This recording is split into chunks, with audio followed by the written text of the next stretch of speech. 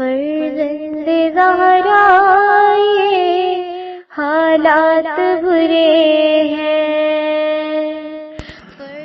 کاشانۂ بصیرت ایک ایسا مکمل یوٹیوب چینل جس پر محروم بصارت کے لیے بالخصوص اور تمام افراد کے لیے بالعموم سینکڑوں کی تعداد میں اسلامی کتب دستیاب ہیں۔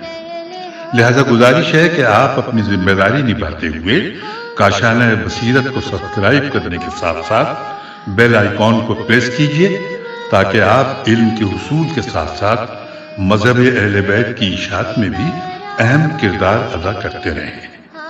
کاشانۂ بصیرت، کاشانۂ بصیرت، کاشانۂ بصیرت۔ فرزند زہرا یہ حالات برے ہیں۔ بسم اللہ الرحمن الرحیم۔ السلام علیکم۔ یہ کتاب آپ کے لیے کاشانۂ بصیرت کی یوٹیوب چینل کی جانب سے ریکارڈ کی جا رہی ہے۔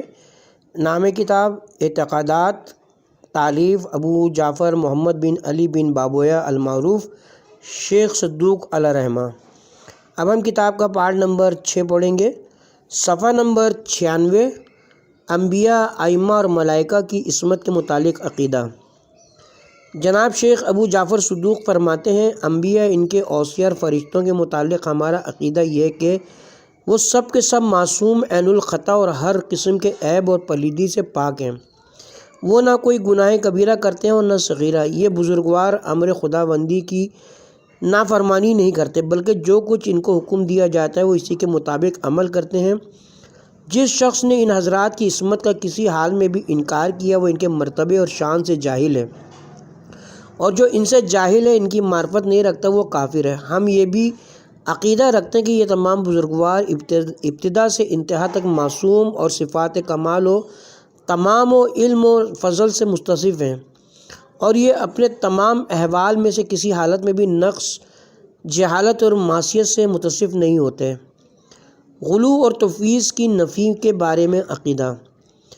جناب شیخ ابو جعفر صدوق فرماتے ہیں، غالیوں اور مفوضہ کے متعلق ہمارا اعتقاد یہ کہ یہ لوگ فی الحقیقت خداوند عالم کی ذات کے منکر ہیں، اور یہ لوگ یہود، نصارہ، مجوس، قدریہ اور خوارج، بلکہ تمام اہل بدعت اور گمراہ کن نظریات رکھنے والے فرقوں سے بدتر ہیں۔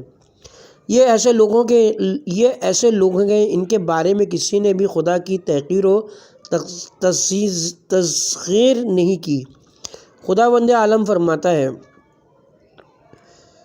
کسی انسان کو یہ حق نہیں پہنچتا کہ اللہ تو اسے کتاب، حکمت اور نبوت عطا فرمائے، اور وہ لوگوں سے کہے اللہ کی بجائے میرے بندے بن جاؤ، بلکہ وہ کہے گا جو تم اللہ کی کتاب کی تعلیم دیتے ہو اور جو کچھ پڑھاتے ہو اس کا تقاضا یہ کہ تم سچے ربانی بن جاؤ، اور یہ بات تو ناممکن ہے کہ وہ تمہیں فرشتوں اور پیغمبروں کو رب بنانے کا حکم دے۔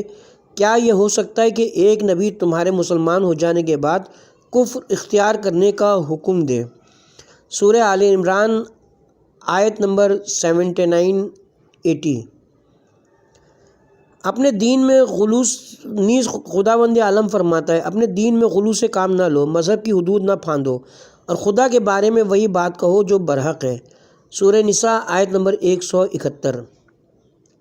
ہمارا یہ بھی اعتقاد ہے، جناب سرور کونین صلی اللہ علیہ وسلم کو غزوہ خیبر میں زہر دیا گیا تھا، اور وہ زہر برابر اثر کرتا رہا، یہاں تک کہ 28 صفر سن 11 ہجری کو اسی زہر سے حضرت کے قلب اطہر کی رگیں کٹ گئیں، جسے آج جناب نے شہادت پائی۔ حضرت امیر المومنین علیہ السلام کو عبد الرحمن ابن ملجم المرادی الملون نے شہید کیا۔ ضرب 19 رمضان کو لگی اور شہادت 21 رمضان سن 40 ہجری ہوئی، اور حضرت کو نجف میں اشرف میں دفن کیا گیا۔ حضرت امام حسن علیہ السلام کو ان کی زوجہ جادہ بنت اشس کندی نے زہر دیا، 28 صفر سن 50 ہجری کو شہادت پائی۔ حضرت امام حسین علیہ السلام کو میدان کربلا میں سنان بن انس نخعی نے شہید کیا، یہ 61 ہجری یوم عاشورہ کا دن ہے۔ امام زین العابدین علیہ السلام کو ولید بن عبد الملک نے زہر سے شہید کیا، اور وہ جناب جنت البقیع میں مدفون ہے، 25 محرم الحرام سن 95 ہجری۔ امام محمد باقر علیہ السلام کو ابراہیم بن ولید نے زہر سے شہید کیا، 7 ذی الحجہ سن 114 ہجری۔ حضرت امام جعفر صادق علیہ السلام کو منصور دوانقی نے زہر سے شہید کیا 25 شوال سن 148 ہجری۔ حضرت امام موسیٰ کاظم علیہ السلام کو ہارون الرشید نے شہید کیا 25 رجب سن 183 ہجری۔ امام علی رضا علیہ السلام کو مامون الرشید نے زہر جفا سے شہید کیا 30 صفر باروایت 23 ذیقعد سن 203 ہجری۔ حضرت امام محمد تقی علیہ السلام کو معتصم عباسی نے زہر سے شہید کیا 25 جمادی الثانی یا آخر ذیقعد سن 220 ہجری۔ امام علی نقی علیہ السلام کو متوکل عباسی نے زہر جفا سے شہید کیا 3 رجب سن 254 ہجری۔ حضرت امام حسن عسکری علیہ السلام کو معتمد نے زہر جفا سے شہید کیا 8 ربیع اول سن 264 ہجری۔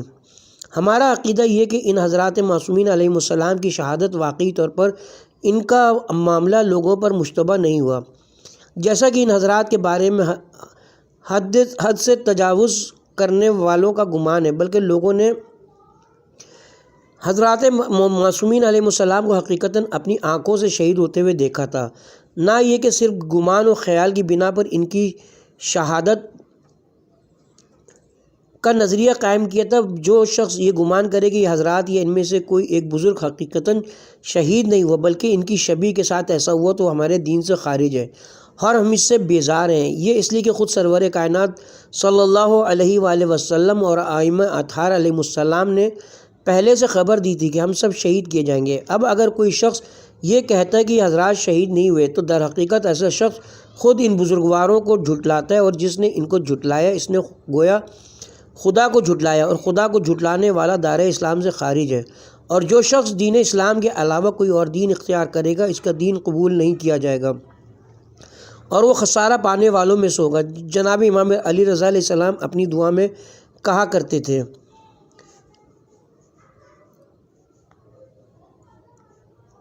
بار الہ میں تیری درگاہ میں اپنی ہر قسم کی طاقت و قوت سے بیزاری ظاہر کرتا ہوں، کیونکہ تو ہی ہر قسم کی طاقت و قوت کا سرچشمہ ہے۔ یا اللہ، میں ان لوگوں سے اپنی برات کا اظہار کرتا ہوں جو ہمارے بارے میں ایسی باتیں کہتے ہیں جو ہم اپنے اندر نہیں پاتے۔ اے اللہ، خلق کرنا اور حکم دینا تجھی سے متعلق ہے، ہم تیری ہی عبادت کرتے ہیں اور تجھی سے مدد مانگتے ہیں۔ تو ہی ہمارا خالق اور ہمارے اولین و آخرین آباء و اجداد کا خالق ہے، اور معبودیت اور الوہیت کی صلاحیت فقط تجھی میں ہے۔ اے پالنے والے، تو نصارہ پر لعنت کر کیونکہ انہوں نے تیری عظمت کو گھٹانے کی کوشش کی، اور ان لوگوں پر بھی لعنت کر جو تیری مخلوق میں سے ان نصرانیوں کے ہم خیال ہیں۔ خدا وندہ، ہم تیرے بندے ہیں اور تیرے بندوں کی اولاد ہیں، ہم نہ اپنے نفع و نقصان کے مالک ہیں اور نہ ہی موت و حیات اور نہ مرنے کے بعد دوبارہ زندہ ہونے پر قدرت رکھتے ہیں۔ بار الہ، جو شخص یہ گمان کرتا ہے کہ ہم پیدا کرتے ہیں اور روزی دیتے ہیں، ہم اس سے اسی طرح بری و ذمہ اور بیزار ہیں جس طرح حضرت عیسیٰ بن مریم نصرانیوں سے بیزار تھے۔ یا اللہ، جن باتوں کا یہ لوگ ہمارے متعلق عقیدہ رکھتے ہیں ہم نے ان کو اس کی دعوت نہیں دی، اس لیے جو کچھ وہ کہتے ہیں ہم سے اس کا مواخذہ نہ فرما، اور جو وہ گمان کرتے ہیں ہمیں معاف فرما۔ پالنے والے، تو زمین پر کسی کافر کو زندہ نہ چھوڑ، کیونکہ اگر تو انہیں زندہ چھوڑے گا تو یہ تیرے بندوں کو گمراہ کریں گے اور سوائے کافر اور فاسق و فاجر کے اولاد نہیں جنیں گے۔ جناب زرارہ سے روایت ہے کہ وہ بیان کرتے ہیں کہ میں نے امام جعفر صادق علیہ السلام کی خدمت میں عرض کیا کہ عبداللہ بن سبا کی اولاد میں سے ایک شخص تفویض کا عقیدہ رکھتا ہے۔ امام نے فرمایا، تفویض کیا ہے؟ میں نے کہا، وہ کہتا ہے کہ خداوند عالم نے صرف حضرت محمد مصطفیٰ و علی و مرتضیٰ کو پیدا کیا، اس کے بعد تمام امور کی باغ دوڑ ان کے حوالے کر دی۔ اب یہی دونوں بزرگوار پیدا کرتے ہیں، یہی روزی دیتے ہیں، یہی زندہ کرتے ہیں اور یہی مارتے ہیں۔ یہ سن کر امام نے فرمایا، دشمن خدا جھوٹ کہتا ہے، جب تم اس کے پاس واپس جاؤ تو اس کے سامنے سورہ رات کی یہ آیت تلاوت کرو، کیا جنہیں ان لوگوں نے اللہ کا شریک بنایا ہے، کیا انہوں نے اللہ کی خلقت کی طرح کچھ خلق کیا ہے جس کی وجہ سے مخلوقات کا مسئلہ ان پر مشتبہ ہو گیا؟ کہہ دیجئے، ہر چیز کا خالق صرف اللہ ہے اور وہ یکتا بڑا غالب آنے والا ہے۔ زرارہ بیان کرتے ہیں کہ جب میں اس آدمی کے پاس گیا اور اسے کلام امام علیہ السلام سے آگاہ کیا تو وہ اس طرح مبہوت ہو گیا کہ گویا کہ میں نے اس کے منہ میں پتھر ٹھونس دیا، اور گویا وہ گونگا ہو گیا، کوئی جواب نہ دے سکا۔ ہاں البتہ خداوند تبارک و تعالیٰ نے اپنے شرعی امور اور دینی احکام اپنے نبی کے سپرد کیے ہیں، جیسا کہ وہ ارشاد فرماتا ہے، اور رسول جو تمہیں دے دیں وہ لے لو، اور جس سے روک دیں اس سے رک جاؤ۔ سورہ حشر آیت نمبر 7۔ یہی دینی احکام کے بعد ائمہ اطہار علیہ السلام کو سونپے گئے ہیں۔ غالیوں اور تفویض کے قائل لوگوں کی علامت یہ کہ وہ بزرگ علماء اور مجتہدین کو مقصر کہیں گے، اور غالیوں میں سے فرقہ حلاجیہ کی پہچان یہ کہ وہ اس بات کا دعویٰ کرتا ہے کہ خداوند عالم عبادت کی وجہ سے بندوں میں ظہور کرتا ہے، حالانکہ نماز اور دیگر واجبات شرعیہ کو ترک کرنا ان کا مذہب ہے۔ ان کا یہ دعویٰ بھی ہے کہ وہ خدا کی اسم اعظم کو جانتے ہیں، اور اس فرقے کے لوگوں کا یہ بھی دعویٰ ہے کہ خدا نے ان میں حلول کیا ہوا ہے۔ ان کا یہ زعم فاسد بھی ہے کہ جب کوئی شخص مخلص ہو اور ان کے مذہب کی معرفت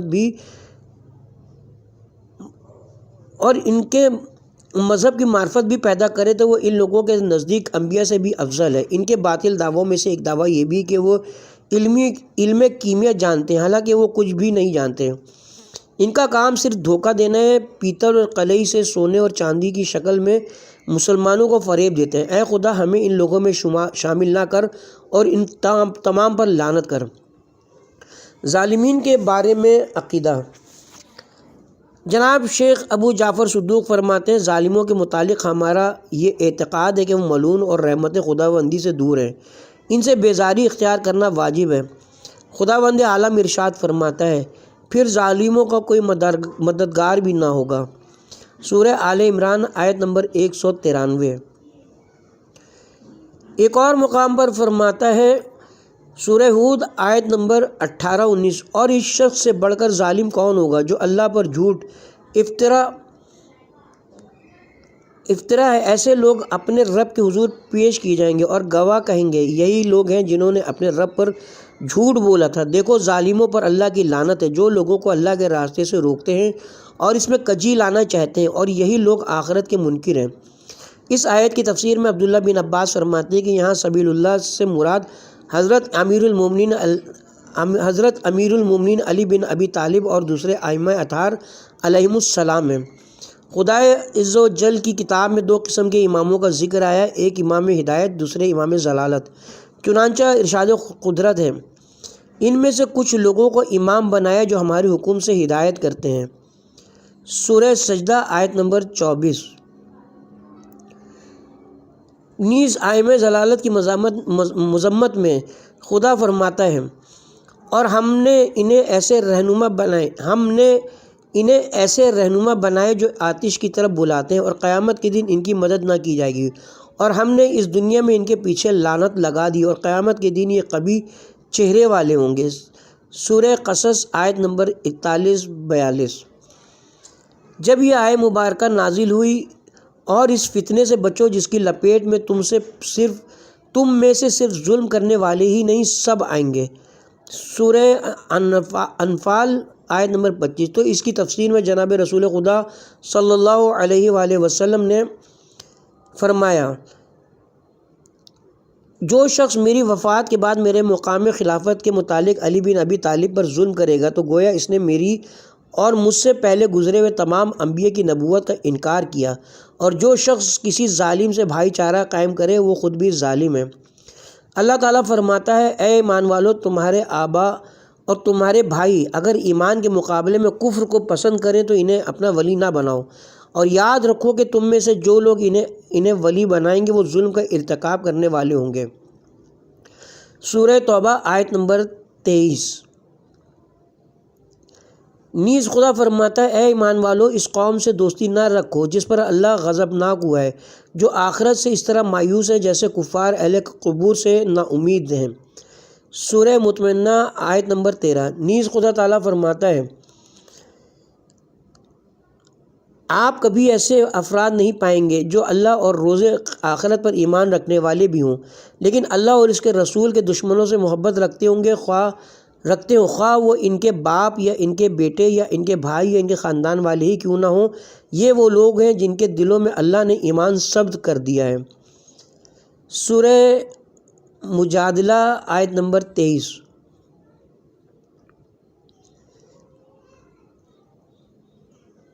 نیز خدا فرماتا ہے اور تم میں سے جو انہیں دوست بناتا ہے وہ یقیناً انہی میں سے ہے، بے شک اللہ ظالموں کی رہنمائی نہیں کرتا۔ سورہ مائدہ آیت نمبر 51۔ اسی سلسلے میں ایک اور جگہ ارشاد فرماتا ہے اور جنہوں نے ظلم کیا ہے ان پر تکیہ نہ کرنا ورنہ تمہیں جہنم کی آگ چھو لے گی اور اللہ کے سوا تمہارا کوئی سرپرست نہ ہوگا، پھر تمہاری کوئی مدد بھی نہیں کی جائے گی۔ سورہ ہود آیت نمبر 113۔ لغت میں کسی چیز کو اس کے اصلی مقام پر نہ رکھنے کا نام ظلم ہے، پس جو شخص امامت کا دعویٰ کرے حالانکہ وہ امام نہ ہو تو وہ ظالم اور ملعون ہے۔ اسی طرح وہ شخص جو ظالم و ملعون ہے جو نااہل لوگوں کی امامت کا قائل ہو۔ جناب رسول خدا صلی اللہ علیہ وآلہ وسلم فرماتے ہیں جو شخص میرے بعد حضرت علی کی امامت کا انکار کرے گا وہ ایسا ہے کہ گویا اس نے میری نبوت و رسالت کا انکار کیا اور اس نے گویا خدا کی ربوبیت کا انکار کیا۔ نیز حضرت صلی اللہ علیہ وسلم نے فرمایا یا علی میرے بعد تم پر ظلم و ستم کیا جائے گا، یاد رکھو جو شخص تم پر ظلم کرے گا وہ مجھ پر ظلم کرے گا اور جو تم سے انصاف کرے گا وہ مجھ سے انصاف کرے گا، جو تمہارا منکر ہوگا وہ میرا منکر ہوگا، جو تم سے محبت کرے گا وہ مجھ سے محبت کرے گا اور جو تم سے دشمنی کرے گا وہ میرا دشمن ہوگا، جو تمہاری اطاعت کرے گا وہ میرا اطاعت گزار ہوگا اور جو تمہارا نافرمان ہوگا وہ میرا نافرمان ہوگا۔ ہمارا عقیدہ اس شخص کے متعلق جو حضرت امیر المومنین علیہ السلام اور دیگر ائمہ طاہرین علیہم السلام کی امامت و خلافت کا منکر ہے وہ یہ ہے کہ وہ ایسے شخص کی مانند ہے جس نے تمام انبیاء کی نبوت کا انکار کیا ہو، اور جو شخص حضرت امیر المومنین علیہ السلام کی امامت کا تو قائل ہو مگر دوسرے 11 اماموں میں سے کسی ایک کی امامت کا منکر ہو، تو اس کے متعلق ہمارا اعتقاد یہ کہ ایسا شخص اس آدمی کی مانند ہے جو تمام انبیاء ما سلف کی نبوت کا اقرار تو کرتا ہو مگر حضرت محمد مصطفیٰ صلی اللہ علیہ وسلم کی نبوت کا منکر ہو۔ امام جعفر صادق علیہ السلام فرماتے ہیں جو شخص ہمارے آخری امام کا انکار کرے وہ ایسا ہے کہ گویا اس نے ہمارے پہلے امام کا انکار کر دیا۔ جناب رسول خدا صلی اللہ علیہ وسلم فرماتے ہیں میرے بعد میری مسند خلافت کے وارث 12 امام ہوں گے، ان میں سے پہلے حضرت علی بن ابی طالب اور آخری حضرت مہدی قائم اجل اللہ تعالیٰ فروز شریف ہوں گے، ان کی اطاعت میری اطاعت اور ان کی نافرمانی میری نافرمانی ہے۔ جو شخص ان میں سے کسی ایک کی امامت کا انکار کرے وہ ایسا ہے کہ گویا اس نے میری نبوت کا انکار کیا۔ امام جعفر صادق علیہ السلام فرماتے ہیں جو شخص ہمارے دشمنوں اور ہم پر ظلم کرنے والوں کے کفر میں شک کرے امام جعفر صادق علیہ السلام فرماتے ہیں جو شخص ہمارے دشمنوں اور ہم پر ظلم کرنے والوں کے کفر میں شک کرے وہ خود کافر ہے۔ حضرت امیر المومنین علیہ السلام فرماتے ہیں میری ابتدائی ولادت سے برابر مجھ پر ظلم ہوتا رہا ہے، یہاں تک کہ جب عقیل کی آنکھوں میں درد ہوتا تھا تو وہ کہتے پہلے علی کی آنکھ میں دوا ڈالو تب میں ڈلواؤں گا، اس وقت میری آنکھوں میں دوا ڈال دی جاتی تھی حالانکہ میری آنکھوں میں قطعاً کوئی درد نہ ہوتا تھا۔ حضرت علی علیہ السلام سے جنگ کرنے والوں کے متعلق ہمارا عقیدہ پیغمبر کے اس ارشاد کے مطابق ہے جو حضرت علی سے جنگ کرے وہ مجھ سے جنگ کرتا ہے اور مجھ سے لڑائی جو علی سے جنگ کرے وہ مجھ سے جنگ کرتا ہے اور مجھ سے لڑائی کرنے والا خدا سے لڑنے والا ہے۔ اسی طرح حضرت جناب امیر المومنین حضرت فاطمہ اور حضرت امام حسن اور امام حسین علیہ السلام کو مخاطب کر کے فرمایا کرتے تھے جو شخص تم سے لڑے گا میری بھی اس سے لڑائی ہے اور جو تم سے صلح کرے گا اس سے میری بھی صلح ہے۔ سیدہ عالم جناب فاطمہ الزہرا سلام اللہ علیہ کے بارے میں ہم عقیدہ رکھتے ہیں کہ وہ مقدورہ تمام زنان اولین و آخرین کی سید و سردار ہیں۔ خدائے عز و جل ان کی ناراضی سے ناراض اور ان کی رضامندی سے رضامند ہوتا ہے کیونکہ اس معصومہ کو خداوند عالم نے ان کے محبین کے ساتھ آتش جہنم سے آزاد کر دیا ہے۔ ہم اس بات کا بھی اعتقاد رکھتے ہیں کہ جناب سیدہ اس حال میں دنیا سے رخصت ہوئی کہ آپ سلام اللہ علیہ ان لوگوں پر ناراض تھی جنہوں نے آپ پر ظلم و ستم کیا۔ آپ سلام اللہ علیہ کے حق کو غضب کیا اور میراث سے پدر سے محروم کیا، حالانکہ جناب پیغمبر اسلام صلی اللہ علیہ وسلم فرمایا کرتے تھے فاطمہ میرا ٹکڑا ہے، جس نے ان کو اذیت دی اس نے مجھے اذیت دی، جس نے ان کو غضب نہ کیا اس نے مجھے غضب نہ کیا، اور جس نے ان کو خوش کیا اس نے مجھے خوش کیا۔ نبی کریم صلی اللہ علیہ وسلم نے فرمایا فاطمہ میرا ٹکڑا ہے، فاطمہ میری وہ روح ہے جو میرے دونوں پہلوؤں کے درمیان ہے، جو چیز ان کو رنج پہنچائے وہ مجھے رنج پہنچاتی ہے، اور جو چیز ان کو مسرور و شاد کام کرے وہ مجھے مسرور و شاد کام کرتی ہے۔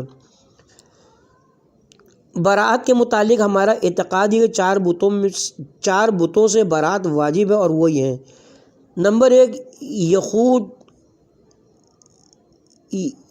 یخوذ، نمبر 2 یعقوق، نمبر 3 نصر، نمبر 4 حبل۔ اسی طرح ان 4 اصنام سے بھی بیزاری لازم ہے جنہیں خدا کی مثل سمجھا جاتا ہے، اور وہ یہ ہیں: نمبر 1 لات، نمبر 2 منات، نمبر 3 عزا، نمبر 4 شرح۔ نیز ان لوگوں سے بھی برات و بیزاری اختیار کرنا واجب ہے جو ان کی عبادت کرتے ہیں اور ان کے ہم پیالہ و ہم نوالا ہیں، اور جو ان کے فرما بردار ہیں۔ یہ اعتقاد بھی ضروری ہے کہ مذکورہ بالا لوگ بدترین خلائق ہیں۔ خدا کی وحدانیت، رسول اللہ کی رسالت اور ائمہ ہدی علیہ السلام کی امامت کا اقرار اس وقت تک مکمل نہیں ہو سکتا جب تک ان کے دشمنوں سے مکمل برات و بیزاری اختیار نہ کی جائے۔ انبیاء، مرسلین اور معصومین علیہ السلام کے قاتلوں کے بارے میں ہمارا عقیدہ یہ کہ یہ لوگ کافر اور مشرک ہیں، جہنم کے سب سے نچلے طبقے میں دائمی عذاب الہی میں گرفتار رہیں گے۔ جو شخص اس کے علاوہ کچھ اور عقیدہ رکھے اس کا دین خدا سے کوئی تعلق نہیں۔ تقیہ کے متعلق عقیدہ: جناب شیخ ابو جعفر صدوق فرماتے ہیں تقیہ کے بارے میں ہمارا اعتقاد ہے کہ یہ واجب ہے اور اس کا ترک کرنے والا تارک نماز کی مانند ہے۔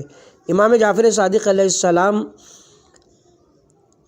کی خدمت میں عرض کیا گیا: فرزند رسول، ہم مسجد میں ایک ایسے شخص کو دیکھتے ہیں جو کھلم کھلا آپ کے دشمنوں کا نام لے کر ان پر سب و شتم کرتا ہے۔ حضرت نے فرمایا: اس ملعون کو کیا ہو گیا کہ وہ ہمیں معرض خطر میں ڈال کر لوگوں کو ہمارے خلاف کرتا ہے، حالانکہ خداوند عالم کا ارشاد ہے: اور اللہ کو چھوڑ کر جنہیں یہ پکارتے ہیں انہیں برا مت کہو۔ مبادا وہ عداوت اور نادانی میں اللہ کو برا کہنے لگے۔ سورہ انعام آیت نمبر 108۔ حضرت امام صادق علیہ السلام اس آیت کی تفسیر میں فرماتے ہیں: ان لوگوں پر سب و شتم نہ کرو ورنہ یہ لوگ تمہارے علی پر سب و شتم کریں گے۔ پھر فرمایا: جو شخص ولی اللہ کو برا کہے اس نے گویا خداوند عالم کو برا کہا۔ جناب رسول خدا صلی اللہ علیہ وسلم نے حضرت امیر المومنین علیہ السلام سے فرمایا: اے علی، جو شخص تم پر سب کرتا ہے وہ خدا پر سب کرتا ہے، اور تقیہ واجب ہے، اور حضرت قائم آل محمد کے ظہور تک اس کا ترک کرنا جائز نہیں۔ جو شخص آپ کے ظہور سے پہلے تقیہ ترک کرے گا وہ دین خدا یعنی مذہب امامیہ سے خارج ہو جائے گا اور خدا اور رسول و ائمہ ہدی کا مخالف مستور ہوگا۔ قول خدا، سورہ حجرات آیت نمبر 13۔ تم میں سے سب سے زیادہ معزز اللہ کے نزدیک یقیناً وہ ہے جو تم میں سب سے زیادہ پرہیزگار ہے۔ کی تفسیر پوچھی گئی، فرمایا: انفسکم سے مراد وہ شخص ہے جو تقیہ پر سب سے زیادہ عمل کرے۔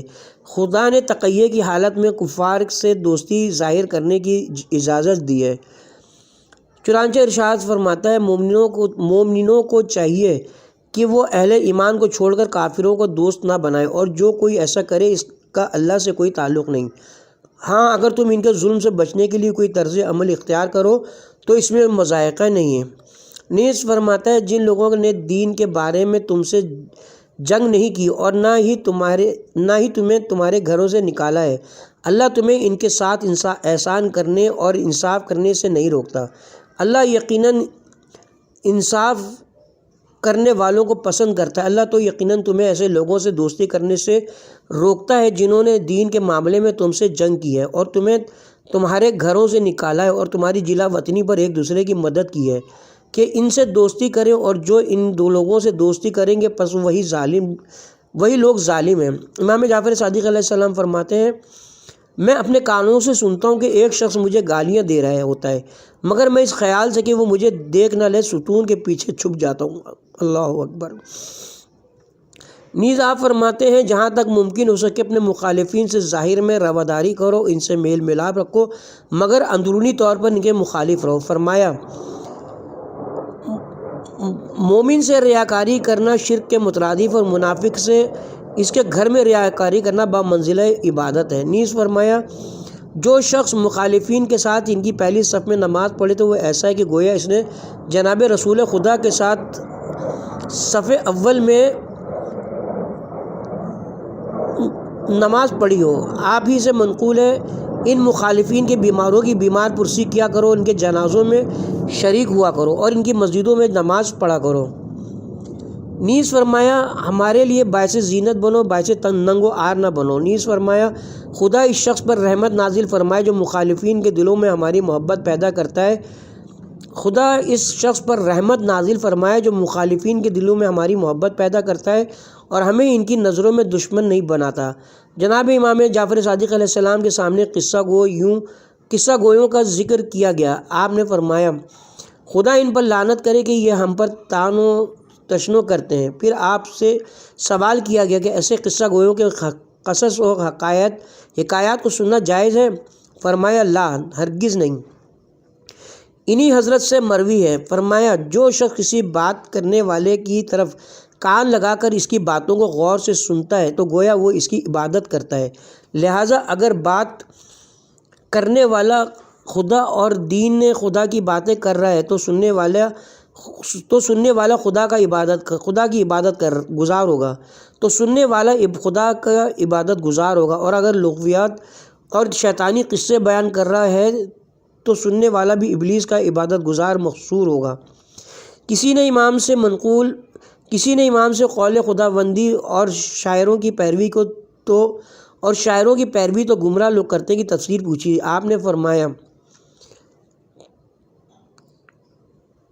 سورہ شعراء آیت نمبر 224۔ تو آپ نے فرمایا یہاں شاعروں سے مراد وہ لوگ ہیں جو جھوٹے قصے کہانیاں بیان کیا کرتے ہیں۔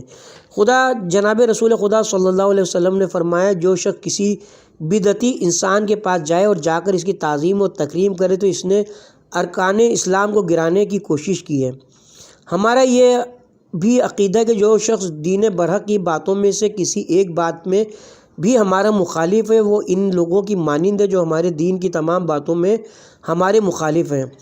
حضرت رسول خدا صلی اللہ علیہ وسلم کے آباء و اجداد کے متعلق عقیدہ۔ جناب شیخ ابو جعفر صدوق فرماتے ہیں ان بزرگواروں کے متعلق ہمارا اعتقاد یہ کہ حضرت آدم سے لے کر حضرت صلی اللہ علیہ وسلم کے والد ماجد عبداللہ تک سب کے سب مسلمان اور موحد تھے۔ اسی طرح حضرت ابو طالب بھی مسلمان تھے اور جناب رسول خدا کی والدہ گرامی حضرت آمنہ بنت وہب بھی مسلمان تھیں۔ جناب رسول خدا صلی اللہ علیہ وآلہ وسلم فرماتے ہیں حضرت آدم سے لے کر اپنے والدین تک شرعی نکاح کے ذریعے پیدا ہوئے ہیں۔ حضرت کے دادا جناب عبد المطلب حجت خدا تھے اور امّ رسول صلی اللہ علیہ وسلم جناب ابو طالب ان کے وصی تھے۔ ابو طالب کے اولاد علی کے متعلق عقیدہ۔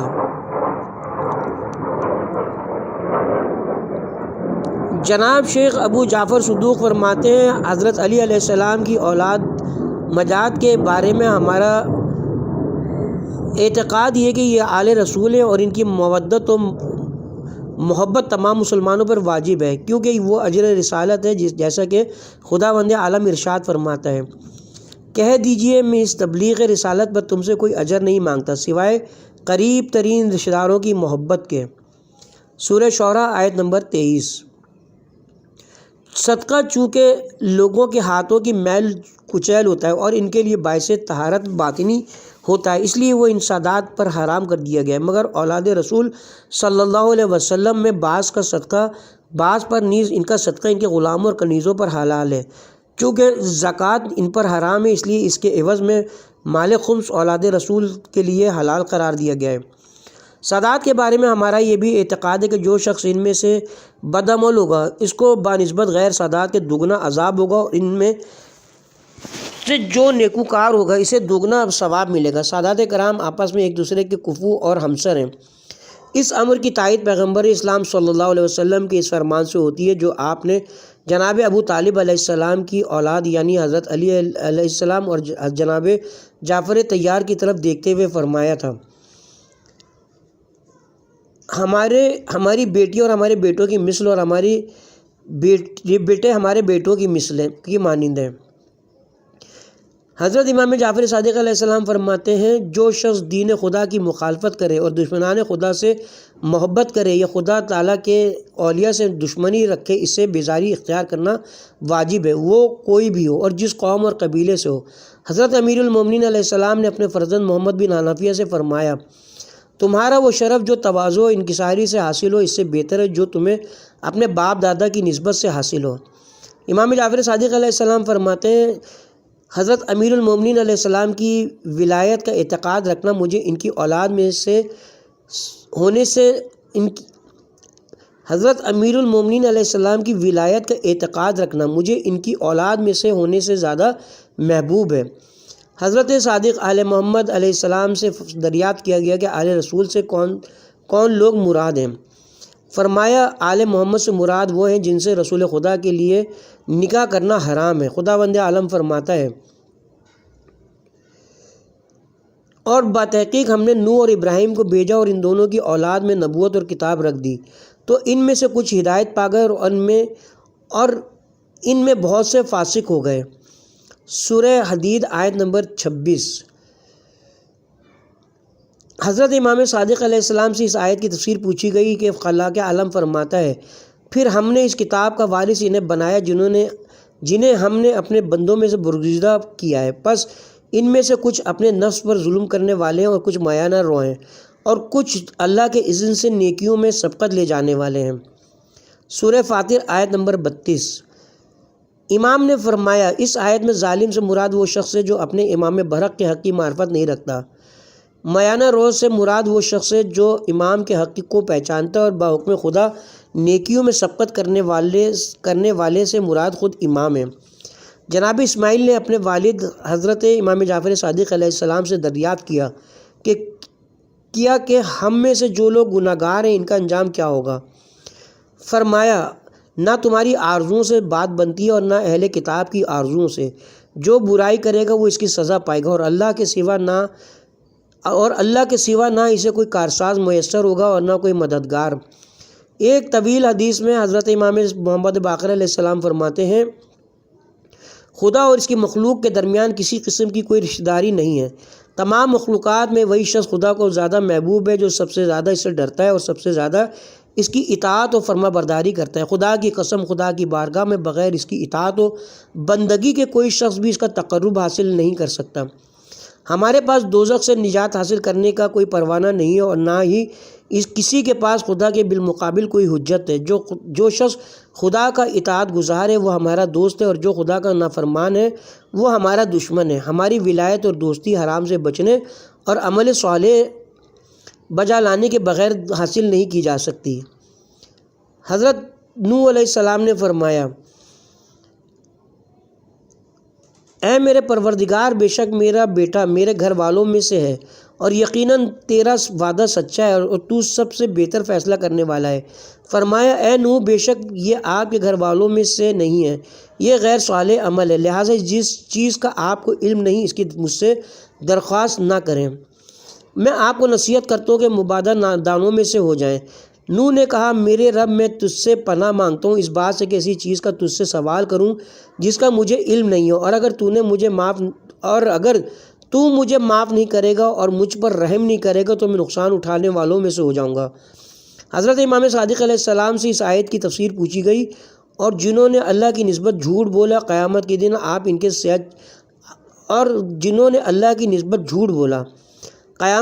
آپ ان کے چہرے سیاہ دیکھیں گے، کیا تکبر کرنے والوں کا ٹھکانہ جہنم میں نہیں ہے؟ سورہ زمر آیت نمبر 60۔ امام علیہ السلام نے جواب میں فرمایا اس سے وہ شخص مراد ہیں جو امامت کا دعویٰ کرے حالانکہ امام نہ ہو۔ کسی نے عرض کیا اگرچہ وہ جھوٹا مدعی امامت علوی فاطمی بھی ہو؟ فرمایا اگرچہ وہ علوی فاطمی بھی ہو۔ حضرت نے اپنے اصحاب سے فرمایا تمہارے اور تمہارے مخالفین کے درمیان صرف مضمر کا فرق ہے۔ عرض کیا کہ مضمر کیا ہے؟ آپ نے فرمایا مضمر وہی چیز ہے جسے تم برات کے نام سے یاد کرتے ہو۔ جو شخص مذہب میں تمہارے مخالف اور مذہب حق سے تجاوز کر جائے تم سے بیزاری اختیار کرو، اگرچہ وہ علوی اور فاطمی کیوں نہ ہو۔ اسی طرح آپ نے اپنے بیٹے عبداللہ افتح کے بارے میں اپنے اصحاب سے فرمایا، جس مذہب پر تم لوگ ہو یہ اس پر نہیں ہے، میں اس سے بیزار ہوں، خدا بھی اس سے بیزار ہے۔ اس کے ساتھ ہی یہاں پہ کتاب کا پارٹ نمبر 6 اپنے